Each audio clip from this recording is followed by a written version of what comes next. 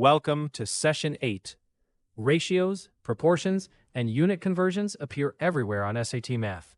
Today we label ratio order, build proportions with matching units, compare unit rates, and use dimensional analysis.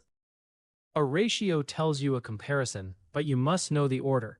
If red to blue is 3 to 5 and the total is 64, there are 8 total ratio parts.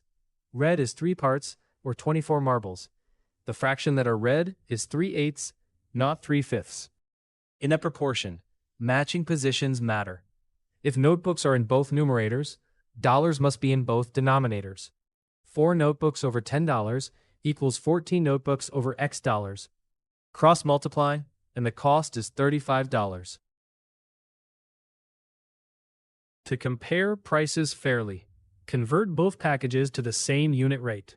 Package A costs 25 cents per ounce. Package B costs 23 cents per ounce. Since lower dollars per ounce is better, package B is the better value. Direct variation has the form y equals k times x, so the ratio y over x stays constant.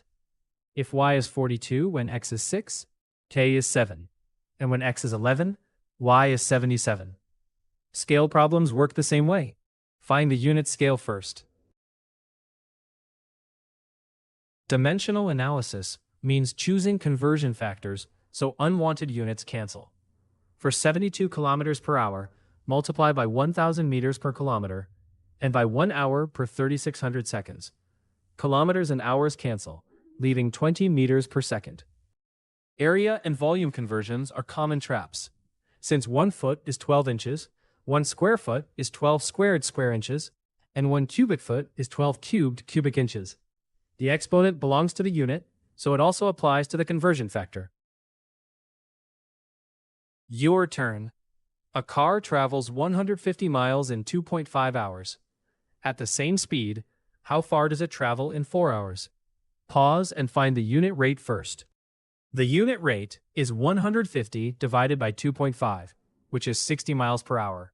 In 4 hours, distance is 60 times 4, or 240 miles. Session 8 Recap. Label the order of a ratio before calculating. Separate part-to-part comparisons from part-to-whole fractions. Match units and proportions. Compare unit rates with the same orientation, and power conversion factors for square and cubic units. Next, we move to percentages and growth.